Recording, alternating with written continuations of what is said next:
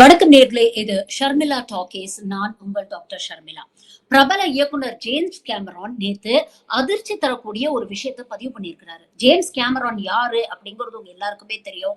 Titanic, Avatar போன்ற வெற்றி படங்களை கொடுத்தவர். அவதார் 5 பார்ட் சீரீஸ்ல 2 பார்ட் ரிலீஸ் பண்ணி உலக அளவில் பெரிய பொருளாதாரத்தை ஈட்டிய படங்களாக இருந்தது. தேர்ட் பார்ட் வந்து இந்த வருஷ கடைசியில டிசம்பர்ல வரும் அப்படின்னு எல்லாரும் எதிர்பார்த்துட்டு இருக்காங்க. அந்த அளவுக்கு கிளவுட் இருக்கக்கூடிய ஒரு மிகப்பெரிய இன்டர்நேஷனல் லெவல்ல எல்லோரும் பாராட்டக்கூடிய ஒரு முக்கியமான நபர் தான் ஜேம்ஸ் கேமரான். அவரு நேத்து ஒரு பேட்டியில வந்து ஒரு விஷயத்த பதிவு பண்ணியிருக்கிறாரு. அவர் என்ன சொல்றாரு? ட்ரம்ப் ஆட்சிக்கு வந்ததுக்கு அப்புறம் அமெரிக்கா அமெரிக்காவாக இல்ல. இது நாள் வரைக்கும் அமெரிக்கா என்னென்ன விஷயங்களுக்காக நின்னுச்சோ இன்னைக்கு அது எல்லாத்தையும் ஒன்னொன்னா ட்ரம்ப் அழிச்சுட்டு வராரு. எனக்கு அமெரிக்காவிலேயே இருக்க பிடிக்கல. தினம் பேப்பரை திறந்தா இந்த ட்ரம்போட முகத்தை தான் பார்க்க வேண்டியிருக்கு. அது எனக்கு மிகவும் அருவருப்பாக இருக்கிறது. தினமும் ஒரு கார் ஆக்சிடென்ட்டை திரும்ப திரும்ப பார்க்கக்கூடிய அளவுக்கு எனக்கு வேதனை அளிக்கிறது. இந்த வேதனையில இருந்து விடுபடணும் அப்படிங்கிறதுக்காக தான் நான் நியூசிலாந்துக்கு மைக்ரேட் பண்ண போறேன். அந்த ஊர் சிட்டிசன்ஷிப் வாங்கிட்டு நான் போய் நியூசிலாந்துலயே செட்டில் ஆக போறேன். அதற்கான ஏற்பாடுகள்லாம் நான் பண்ணிட்டேன் அப்படிங்கிற ஒரு விஷயத்த தைரியமா அவர் பதிவு பண்ணியிருக்கிறார். ஜேம்ஸ் கேமரானுக்கு இருக்கக்கூடிய தைரியம் இந்தியாவில் இருக்கக்கூடிய பல செல்வந்தர்களுக்கு கிடையாது. இதை ஏன் சொல்றேன் அப்படின்னு பாத்தீங்கன்னா அதுக்கு ஒரு காரணம் இருக்கு. இங்க இருக்கக்கூடிய பல பிரபலங்கள் கூட அவங்களோட கருத்தை ரொம்ப வெளிப்படையா வைக்கிறாங்க. அதற்காக என்னென்ன எதிர்வினைகள்லாம் அவங்க சந்திக்கிறாங்க அப்படிங்கறதெல்லாம் நாம தொடர்ந்து பார்த்திருக்கோம். உதாரணத்துக்கு நடிகர் பிரகாஷ்ராஜ், அவர் தொடர்ந்து இங்க இருக்கக்கூடிய மோடி அரசாங்கத்துக்கு எதிராக தன் கருத்துக்களை பதிவு பண்றாரு. இன்னைக்கு இண்டஸ்ட்ரியிலே கிட்டத்தட்ட அவரை வந்து எல்லாருமே வந்து ஒதுக்கி வச்சுட்டாங்க. மோடி அரசுக்கு பயந்து ஹிந்தில எல்லாம் அவரை கூப்பிடுறதே நிப்பாட்டிட்டாங்க. ஆனா அதை பத்தி எல்லாம் அவர் கவலைப்படல. தொடர்ந்து தன்னுடைய கருத்துக்களை அவர் பதிவு பண்றாரு. ஆனா இங்க இருக்கக்கூடிய பல செல்வந்தர்கள், பிரபலங்கள், கிரிக்கெட்டர்ஸ் ஆகட்டும், சினிமா பிரபலங்கள் ஆகட்டும், இல்ல கார்பரேட் மில்லியனர்ஸ் ஆகட்டும், இந்த அரசாங்கத்துக்கு எதிராக வாயை திறந்து ஒரு விமர்சனத்தை கூட வைக்க மாட்டேங்கிறாங்க. ஆனா இன்னொரு ட்ரெண்ட் சத்தமே இல்லாம நடந்துகிட்டு இருக்கு. உங்களுக்கு தெரியுமா? ஹென்லி ரிப்போர்ட் மூலமா அவங்க என்ன சொல்றாங்க தெரியுமா? இந்தியாவில் இருக்கக்கூடிய மல்டி மில்லியனர்ஸ், செல்வந்தர்கள் நாட்டை விட்டு மொத்தமா வெளியேறிட்டு இருக்காங்க கொத்து கொத்தா அப்படின்னு. 2023ஆம் வருடம் மட்டும் 5700 பேர், 2024ஆம் வருடம் 4300 பேர் இந்தியாவை விட்டுட்டு வெளிநாடுகளுக்கு போய் செட்டில் ஆயிருக்கிறாங்க. கிட்டத்தட்ட கடந்த 10 ஆண்டுகளில் பாத்தீங்கன்னா 16 லட்சத்துக்கும் மேற்பட்டோர் இந்தியன் சிட்டிசன்ஷிப்பே வேண்டான்னு சரண்டர் பண்ணிட்டு உலகத்தில் பல்வேறு நாடுகள்ல போய் செட்டில் ஆயிருக்கிறாங்க. வெளிநாட்டு மோகம் காரணம் இல்ல, இந்தியா விட்டு எப்படியாச்சும் போனா போதும் அப்படிங்கிற ஒரு நிலைமைக்கு இவர்கள் வந்து விட்டார்கள். ஏன் இந்த நிலைமைன்னு கொஞ்சம் யோசிச்சு பாருங்களேன். ஒரு பக்கம் மோடி அரசாங்கம் நாம தான் உலகத்திலே 3வது பெரிய பொருளாதாரம் அப்படிங்கிறாங்க.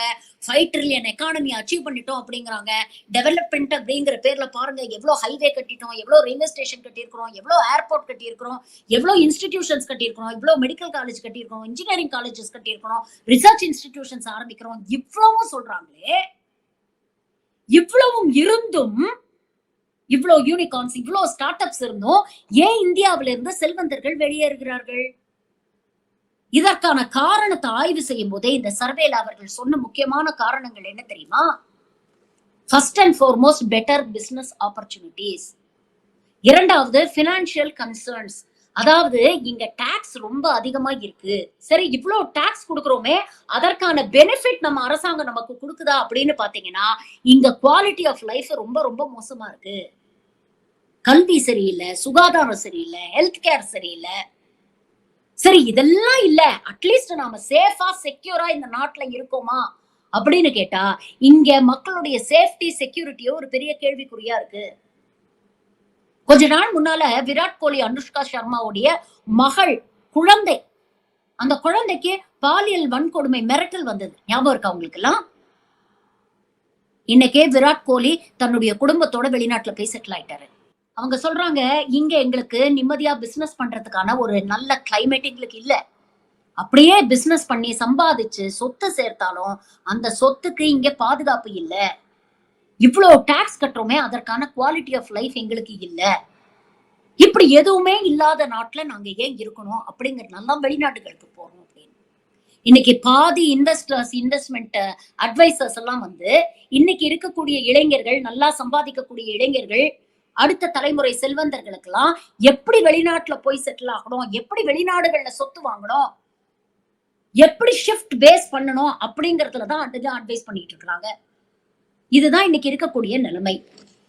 சரி, இவ்வளவு குறைபாடுகள் இருக்குன்னு ஒரு சர்வேல சொன்ன தெரிஞ்சவங்களுக்கு ஏன் வெளிப்படையா இங்க வந்து பேச முடியல? யோசிச்சு பாருங்க. ஏன்னா பேசுனா அதுக்கப்புறம் அவங்களால இங்க நிம்மதியா இருக்க முடியாது. கட்டம் கட்டி இந்த அரசாங்கம் பழி வாங்கும் அப்படிங்கிறது அவங்களுக்கு நல்லாவே தெரியும். ஏன்னா இங்க இருக்கக்கூடிய மிகப்பெரிய செல்வந்தர்கள், மல்டி பில்லியனர்ஸ், அம்பானி, அதானி, ரிலையன்ஸ், டாடா போன்றவர்கள்லாம் இன்னைக்கு அரசாங்கத்துக்கு டிக்டேட் பண்ணக்கூடிய நிலைமையில இருக்கிறாங்க. அவங்க கிட்ட ஏகப்பட்ட பணம் இருக்கு. அந்த பணம் மூலமா அரசாங்கம் எடுக்கக்கூடிய முக்கியமான பாலிசி டிசிஷன்ஸ் கூட அவங்களால இன்ஃப்ளூயன்ஸ் பண்ண முடியுது. ஆனா அடுத்த நிலையில் இருக்கக்கூடிய பணக்காரர்கள் பாத்தீங்கன்னா பணம் நிறைய இருக்கும்.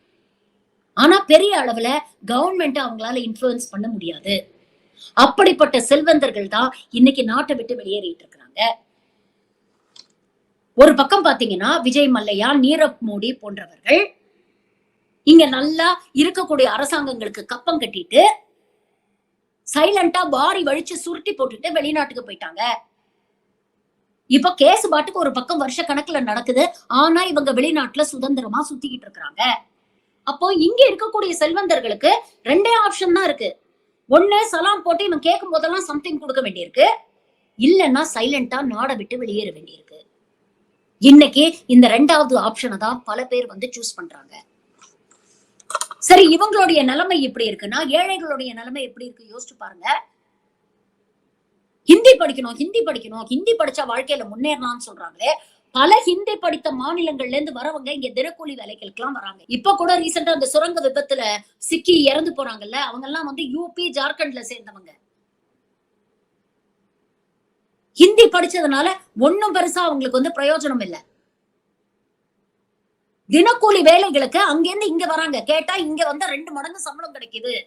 அதனாலதான் தென் மாநிலங்களை நோக்கி வரும் அப்படின்னு சொல்றாங்க. அப்ப படிக்காதவர்களுடைய நிலைமையே இப்படி இருக்குன்னா படிச்சவனுடைய நிலைமை எப்படி மோசமா இருக்கும்னு பாருங்க. அங்க வேலை கிடைக்காததுனால இங்க வந்து ரயில்வேஸ்லயும் பேங்க்லயும் உட்கார்ந்துகிட்டு நம்ம கழுத்தை அறுத்துக்கிட்டு இருக்கிறாங்க. இந்த லட்சணத்துலதான் இந்த கூட்டம் நம்மள ஹிந்தி படிச்சுட்டு வட மாநிலங்கள்ல வந்து வேலை செய்யணும் அப்படின்னு கூப்பிடுது. வெளிநாட்டில இருந்து டிராவல் அட்வைசரிஸ் முக்காவாசி நாடுகளை நீங்க எடுத்துக்கிட்டீங்கன்னா இந்தியாவை ரெட் லிஸ்ட்ல போட்டுட்டான். முன்னெல்லாம் நீங்க பாத்தீங்கன்னா கோவா, பாண்டிச்சேரி, மகாபலிபுரத்துல எல்லாம் நிறைய பெண்களை நம்ம பார்க்க முடியுங்க. மெட்ராஸ்லயே சுத்திட்டு இருப்பாங்க. ஒரு பேக் பேக்கை தூக்கிட்டு ஃபாரினர்ஸ், டூரிஸ்டா வரவங்க. இன்னைக்கு அந்த டூரிஸ்ட் பாப்புலேஷன் வெகுவாக குறைந்து விட்டது. அத பத்தி இவங்க ஏதாவது கவலைப்படுறாங்களா? ஒரு இன்ட்ரெஸ்டிங்கான விஷயம் சொல்லட்டுமா? 2 நாள் முன்னால கோவால டூரிஸ்ட் பாப்புலேஷன் குறைஞ்சிடுச்சு, இதுக்கு என்ன காரணம் அப்படின்னு கேட்டதுக்கு அந்த ஊர் பிஜேபி எம்எல்ஏ என்ன தெரியுமா சொல்லியிருக்கிறாரு? இங்க பீச்ல எல்லாம் உட்கார்ந்து கன்னடிகாஸ் வந்து இட்லி சாம்பார் விக்கிறாங்க, குட்டி குட்டி கடை போட்டு இட்லி சாம்பார் விக்கிறாங்க.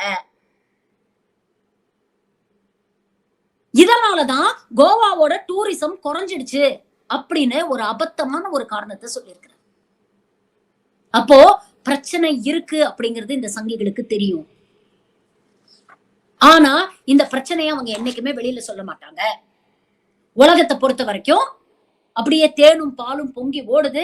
3வது பெரிய பொருளாதாரம், 5 ட்ரில்லியன் எக்கானமி, விஸ்வகுரு 56 இன்ச் அப்படின்னு பேசுவாங்க. ஆனா அந்த விஸ்வகுரு 56 இன்ச்சோட லட்சணம் என்னன்னு போன வாரம் நாம அமெரிக்கால பார்த்தோம்.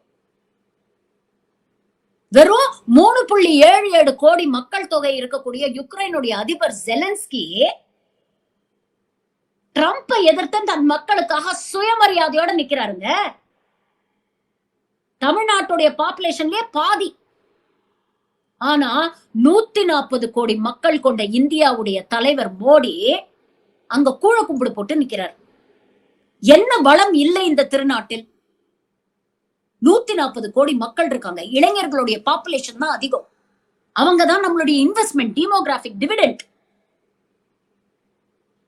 5வது பெரிய பொருளாதாரம், 5 ட்ரில்லியன் எக்கானமி. இவ்வளவு பேசுறீங்களே, இவ்வளவு வளங்கள் இருக்கக்கூடிய ஒரு நாட்டுல அந்த வளங்களை ஒழுங்காக பயன்படுத்தினால் இன்னைக்கு அமெரிக்காவுக்கும் சைனாவுக்கும் நாம டேர்ம்ஸ் டிக்டேட் பண்ண முடியாதா? ஆனா இன்னைக்கு நிலைமை ஒரு மனுஷன் வாயில இருந்து சைனா அப்படிங்கிற வார்த்தையே வரமாட்டேங்குது. அந்த அளவுக்கு தொடநெடுங்கியா இருக்கிறாரு. அமெரிக்கால போய் ட்ரம்புக்கு கும்பிடு போட்டுட்டு வர்றாரு. இந்தியாவுடைய மானம் மரியாதை எல்லாம் காத்துல பறக்குது.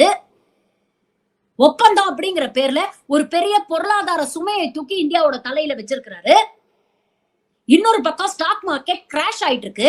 ஃபாரின் இன்வெஸ்டர்ஸ்லாம் அவங்களோட இன்வெஸ்ட்மெண்ட்ஸை வெளியில எடுக்கிறாங்கங்க. ஒரே வாரத்தில் கிட்டத்தட்ட 10 லட்சம் கோடி வெளியில எடுத்திருக்கிறாங்க. ஆனா இந்த உண்மையான நிலைமையை இவங்க பேசவே மாட்டாங்க. சரி, பணக்காரங்களுக்காவது ஏதோ வழி இருக்கு, பணம் இருக்கு, எங்கேயோ போய் செட்டில் ஆறாங்க. ஏழைகளுடைய நிலைமையை யோசிச்சு பாருங்களேன். சுத்தி வர இருக்கக்கூடிய நாடுகள் வளமா இருந்தாலாவது அங்க ஏதாவது வேலை வெட்டி தேடி போகலாம் அப்படின்னு சொல்ல முடியும். ஆனா சுத்தி இருக்கிற நாடுகள் நம்மளை விட மோசமான நிலைமையில இருக்கு. ஸ்ரீலங்கா ஆட்டும், பாகிஸ்தான் ஆட்டும், பங்களாதேஷ் ஆட்டும், பூட்டான் ஆட்டும், மியான்மர் ஆட்டும், நேபாள் ஆட்டும். ஓரளவுக்கு நல்லா இருக்கிறது சைனா தான். இன்னைக்கு சைனால இருந்து இங்க ஊடுருவி அவங்களால வீடு கட்ட முடியுதுன்னா, நாளைக்கு இங்க இருந்து நம்ம மக்கள் பொழைப்பு தேடி சைனாவுக்கு போறதுக்கு எவ்வளவு நாள் ஆகும்? இதுதான் இந்தியாவின் உண்மையான நிலைமை.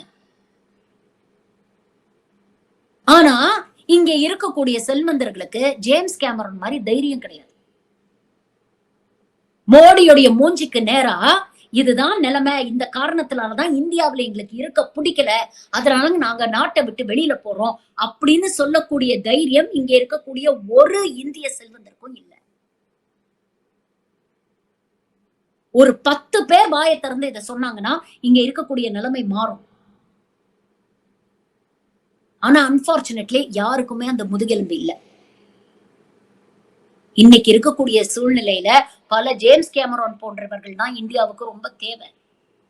இங்க இருக்கக்கூடிய இந்த பாசிச அரசை நேருக்கு நேர் எதிர்த்து கேள்வி கேட்கக்கூடியவர்கள் தான் தேவை. இதுல இன்னொரு இன்ட்ரெஸ்டிங் ஃபேக்டர் சொல்றேன். இப்படி நாட்டுடைய வளங்கள்லாம் சுரண்டி கோடி கோடியா சம்பாதிச்சு எல்லாம் முடிச்சதுக்கு அப்புறம் இங்க இருந்து வெளிநாட்டுகளுக்கு ஓடி போறாங்கல்ல இவங்க சொத்தை காப்பாத்திக்க. இதுல பெரும்பாலானவர்கள் கிட்டத்தட்ட 90% வட மாநிலங்களை சேர்ந்தவர்கள். தென்னிந்தியர்கள் அதை பண்றது இல்ல. ஏன்னா தென்னிந்திய மாநிலங்கள் வளர்ச்சி அடைஞ்சிருக்கு. இவர்களுக்கான கல்வி, சுகாதாரம், வேலை வாய்ப்பு இதெல்லாம் உறுதி செஞ்சிருக்கு.